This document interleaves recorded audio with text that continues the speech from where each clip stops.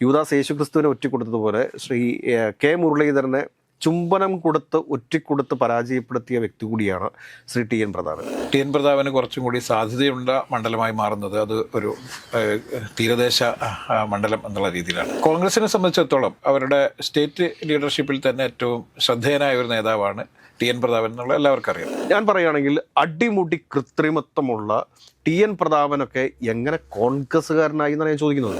രാജേഷ് നമസ്കാരം. നമസ്കാരം. Rajesh super star, അതായത് അഭിനയ കലയുടെ കുലപതി ടി എൻ പ്രതാപൻ മത്സരിക്കുന്ന മണ്ഡലമാണ് മണലൂർ. ഈ ടി എൻ പ്രതാപനെ കുറിച്ച് ഓർമ്മ വരുന്ന സമയത്ത് അല്ലെങ്കിൽ ആരെങ്കിലുമൊക്കെ പറയുന്ന സമയത്ത് സത്യം പറഞ്ഞാൽ നമുക്ക് ചില സമയങ്ങളിലൊക്കെ ചിരി വരും. ഇദ്ദേഹത്തിൻ്റെ പാർലമെൻറ്റിൽ ഇദ്ദേഹം നടത്തിയിട്ടുള്ള പ്രസംഗങ്ങൾ, കാരണം പാർലമെൻറ്റിൽ വളരെ മാന്യമായിട്ട് ഇന്നസെൻറ്റിനെ പോലെയുള്ള ആളുകളൊക്കെ മലയാളത്തിൽ സംസാരിച്ച് കയ്യടി വാങ്ങിയിട്ടുള്ളൊരു സ്ഥലമാണ്. അതിപ്പോൾ എനിക്കതിപ്പം ആലത്തൂർ MP ആയിട്ടുള്ള രാധാകൃഷ്ണൻ അവിടെ പ്രസംഗിക്കുന്നത് മലയാളത്തിലാണ്. പക്ഷേ ടി എൻ പ്രതാപൻ്റെ ഇംഗ്ലീഷ് പ്രസംഗങ്ങൾ ഒരുപക്ഷെ ഇനി വരാൻ പോകുന്ന രാഷ്ട്രീയ വിദ്യാർത്ഥികൾക്കുള്ള ഒരു പാഠപുസ്തകം കൂടിയാണ് എന്നെനിക്ക് തോന്നുന്നു. ഇതുകൂടാതെ ഇദ്ദേഹം 2011 മുതൽ 2016 വരെ ഈ ഉമ്മൻചാണ്ടി സാർ കേരളത്തിൻ്റെ മുഖ്യമന്ത്രി ആയിട്ടിരിക്കുന്ന സമയത്ത് ഇപ്പോഴത്തെ പ്രതിപക്ഷ നേതാവ് VD സതീശൻ്റെ കൂടെ ചേർന്ന് ഒരു ഹരിത MLA ഗ്രൂപ്പ് എന്നൊക്കെ പറഞ്ഞുകൊണ്ട് ഒരു നീതിയുടെ വക്താവായിട്ട് മാറുന്നതും, എന്നാൽ പിന്നീട് ശതകോടീശ്വരനായ യൂസഫ് അലിയാണ് തൻ്റെ മകളെ പഠിപ്പിച്ചത് എന്ന ഒരു കാര്യം കൂടി അദ്ദേഹം പറയുന്നതൊക്കെ നമ്മൾ കണ്ടതാണ്. അതിനുശേഷം പിന്നീട് കഴിഞ്ഞ ലോക്സഭാ തെരഞ്ഞെടുപ്പിൽ ചുംബനം കൊണ്ട് യൂദാസിനെ ഒറ്റിക്കൊടുത്തതുപോലെ, യൂദാസ് യേശുക്രിസ്തുവിനെ ഒറ്റിക്കൊടുത്തതുപോലെ ശ്രീ കെ മുരളീധരനെ ചുംബനം കൊടുത്ത് ഒറ്റിക്കൊടുത്ത് പരാജയപ്പെടുത്തിയ വ്യക്തി കൂടിയാണ് ശ്രീ ടി എൻ പ്രതാപൻ. ഇങ്ങനെയുള്ള ടി എൻ പ്രതാപൻ്റെ ഈ അഭിനയങ്ങൾ ഒക്കെ മണലൂരിൽ ടി എൻ പ്രതാപനെ സഹായിക്കുമോ, ടി എൻ പ്രതാപന് വിജയിക്കുമോ, അതോ രവീന്ദ്രൻ മാഷ് തന്നെയായിരിക്കും വിജയിക്കുക? മുൻ മന്ത്രിയായ രവീന്ദ്രൻ മാഷും ഏറ്റവും വലിയ അഭിനേതാവായ ടി എൻ പ്രതാപനും തമ്മിൽ ഏറ്റുമുട്ടുന്ന ഒരു മണ്ഡലമാണല്ലോ മണലൂർ. മണലൂരിനെ സംബന്ധിച്ചിടത്തോളം ടി എൻ പ്രതാപന് കുറച്ചും കൂടി സാധ്യതയുള്ള മണ്ഡലമായി മാറുന്നത് അത് ഒരു തീരദേശ മണ്ഡലം എന്നുള്ള രീതിയിലാണ്. തീരദേശത്ത് അദ്ദേഹത്തിന് അല്പം നല്ല സ്വാധീനം നേരത്തെ ഉണ്ടായിരുന്നു, ഇപ്പോഴും നല്ല സ്വാധീനമുള്ള സ്ഥലം തന്നെയാണ് മണലൂർ. പക്ഷേ തീരദേശം മാത്രമല്ല, അല്ലാത്ത ചില സ്ഥലങ്ങളും കൂടി ചേർന്നതാണ് ഈ മണലൂർ എന്ന മണ്ഡലം. കോൺഗ്രസിനെ സംബന്ധിച്ചിടത്തോളം അവരുടെ സ്റ്റേറ്റ് ലീഡർഷിപ്പിൽ തന്നെ ഏറ്റവും ശ്രദ്ധേയനായ ഒരു നേതാവാണ് ടി എൻ പ്രതാപൻ എന്നുള്ള എല്ലാവർക്കും അറിയാം.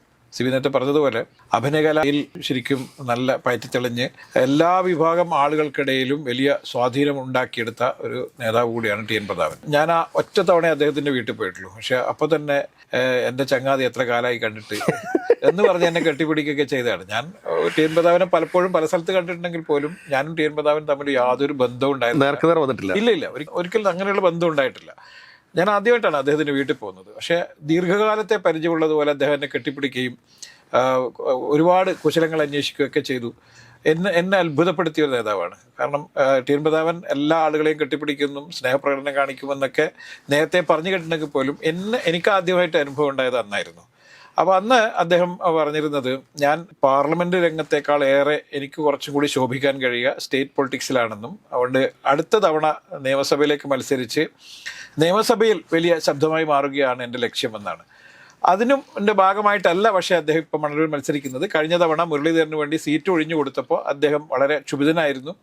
അദ്ദേഹത്തിന് വേണ്ടിയിട്ട് അനിൽ അക്കരയെ പോലുള്ള ചില നേതാക്കന്മാർ ഏറ്റവും അവസാന ഘട്ടം വരെ തൃശ്ശൂർ പാർലമെൻറ്റ് മണ്ഡലത്തിൽ നിന്നും മാറ്റരുത് എന്ന് പറഞ്ഞു. കാരണം ടി എൻ പ്രതാപൻ അപ്പോഴേക്ക് തന്നെ ഏതാണ്ട് 3 ലക്ഷത്തോളം പോസ്റ്ററുകൾ അടിക്കുകയും പല സ്ഥലങ്ങളിലും ഒട്ടിക്കുകയും ചുമരെഴുത്തുകളൊക്കെ പൂർത്തിയാക്കുകയും ചെയ്തിരുന്നു. പക്ഷേ അവസാന ഘട്ടത്തിൽ അദ്ദേഹത്തിനെ മാറ്റുന്നു. കെ മുരളീധരനെ സ്ഥാനാർത്ഥിയാക്കിയപ്പോൾ പിന്നീട് ചുമരെഴുത്തുകാരനായിട്ടാണ് പിന്നെ നമ്മൾ ടി എൻ പ്രതാപനെ കാണുന്നു. നമ്മൾ മുരളീധരനെ കെട്ടിപ്പിടിക്കുന്നൊക്കെ നേരത്തെ സിബി പറഞ്ഞ പോലെ. പക്ഷേ ടി എൻ പ്രതാപൻ പലപ്പോഴും അഭിനയിക്കുകയാണ് എന്ന് സാധാരണക്കാരിൽ സാധാരണക്കാരായ ആളുകളുള്ള ഒരു മണലൂർ എന്ന് പറയുന്നത് വളരെ സാധാരണക്കാരായ തന്നെ സാധാരണക്കാരായ തൊഴിലാളികളും മത്സ്യത്തൊഴിലാളികളൊക്കെ ഉള്ള പ്രദേശമാണ്. അവർക്കൊന്നും അറിയില്ല എന്നുള്ളതാണ് സത്യം. അതുകൊണ്ട് തന്നെ അദ്ദേഹം ഇത്തവണ അവിടെ വിജയിക്കാനുള്ള സാധ്യത വളരെ കൂടുതലാണ്. വിജയിച്ച് കയറുകയും UDF അധികാരം കിട്ടുകയും ചെയ്താൽ തീർച്ചയായും അദ്ദേഹം ഫിഷറീസ് വകുപ്പ് മന്ത്രിയാവും എന്നുള്ള കാര്യത്തിൽ യാതൊരു സംശയം. മന്ത്രിയാക്കാത്ത പക്ഷം എന്താ സംഭവിക്കാതെ അറിയട്ടെ, KPCC ഓഫീസിൽ ചെന്നിട്ട് വേണമെങ്കിൽ നിരാഹാരം ഇരുന്ന് കളയും. അതേമാതിരത്തെയൊക്കെയുള്ള ഒരു ക്യാരക്ടറാണ് അദ്ദേഹം. അത് കൂടാതെ തന്നെ നമ്മൾ ഇദ്ദേഹത്തിലെ ഈ ഒരു അഭിനയ കുലപതിയെ അല്ലെങ്കിൽ ഒരു അഭിനേതാവിനെ തിരിച്ചറിയുന്ന സമയത്ത് ഇദ്ദേഹത്തിന് ആക്ഷൻ ചെയ്യാൻ അറിയാം, വേണമെങ്കിൽ വില്ലനായിട്ട് അഭിനയിക്കാൻ അറിയാം. ഈ ആക്ഷൻ ചെയ്യാൻ അറിയാമെന്ന് ഞാൻ പറയാൻ കാരണം എന്താ വെച്ച് കഴിഞ്ഞാൽ, ഒരു വൃദ്ധരായിട്ടുള്ളൊരു മനുഷ്യൻ ആ പോളിംഗ് സ്റ്റേഷനിൽ വന്ന് നിന്നതിൻ്റെ പേരിൽ ആ മനുഷ്യനെ, ആ വൃദ്ധനായ മനുഷ്യനെ കയ്യിൽ പിടിച്ച് വലിച്ച് പുറത്തേക്ക് ഇട്ടിട്ട് അയാളുടെ കൂമ്പിനിട്ട് ഈ ഇടിക്കുന്ന ഒരു അവസ്ഥ, അയാളുടെ കരണത്തടിക്കുന്ന അവസ്ഥ, അത് നോക്കി നിൽക്കുന്ന T N Prathapan. T N പ്രതാപനാണ് ആ മനുഷ്യനെ ഈ ബൂത്തിൽ നിന്ന് ഇങ്ങനെ വലിച്ച് ആരും കാണാത്ത രീതിയിൽ.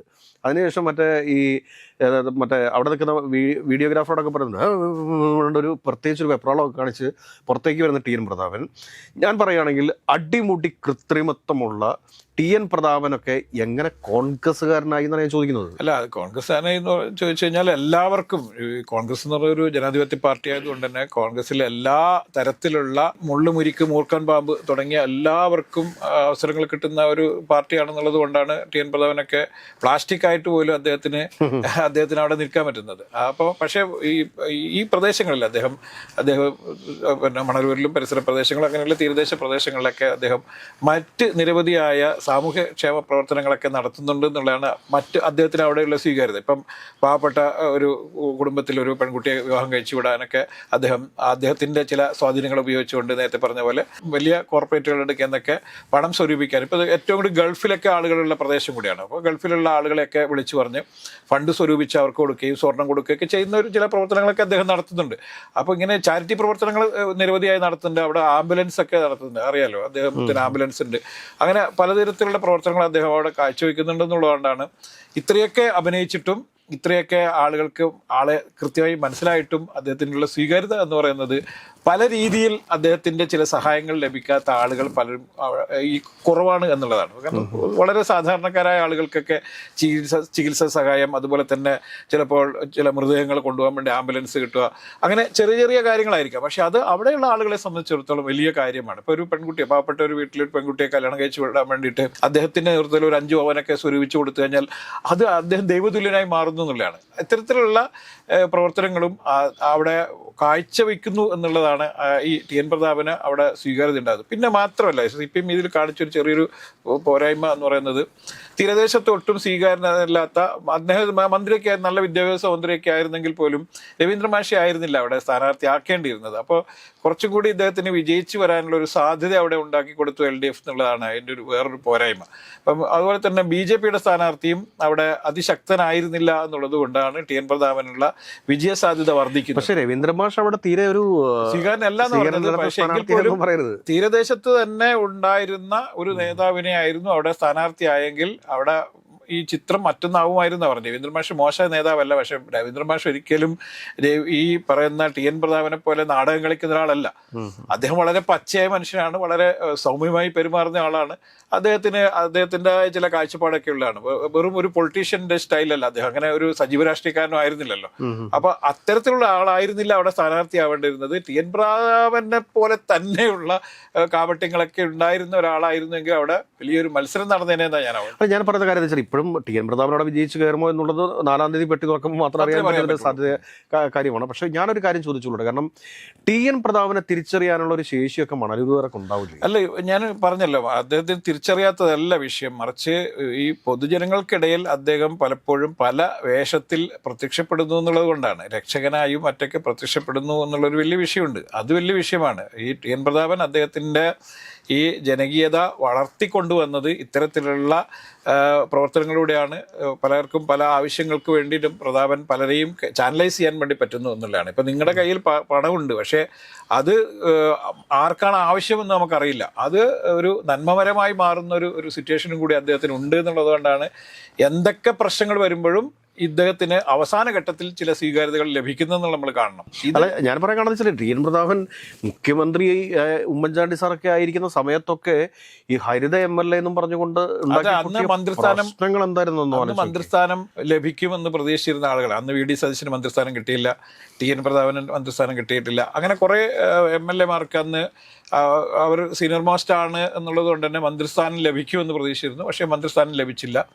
അങ്ങനെ മന്ത്രിസ്ഥാനം ലഭിക്കാതെ വന്നപ്പോഴാണ് ഈ ഹരിത MLA എന്നൊക്കെയുള്ള രീതിയിൽ ചില ഒരു ഗ്രൂപ്പ് ഉണ്ടാക്കുകയൊക്കെ ചെയ്തത്. എല്ലാ കാലത്തും കോൺഗ്രസ് അധികാരത്തിൽ വരികയും കോൺഗ്രസ് ജയിച്ചു വരുന്ന എല്ലാ MLA-മാരും മന്ത്രിമാരാണെന്ന് ആഗ്രഹിക്കുന്നവരാണ്. പല കാരണങ്ങളാൽ അവർക്ക് മന്ത്രിയാവാൻ പറ്റാതെ വരുന്ന സമയത്ത് കോൺഗ്രസിൽ തന്നെ അവരൊരു ഉപഗ്രൂപ്പുകൾ ഉണ്ടാക്കുകയും ഈ സമ്മർദ്ദ ഗ്രൂപ്പായി അത് മാറുകയൊക്കെ ചെയ്യുന്ന രീതിയുണ്ട്. കഴിഞ്ഞ തവണ അതിൻ്റെ നേതൃത്വം ഈ ടി എൻ പ്രതാപനായിരുന്നു എന്ന് മാത്രമേ ഉള്ളൂ.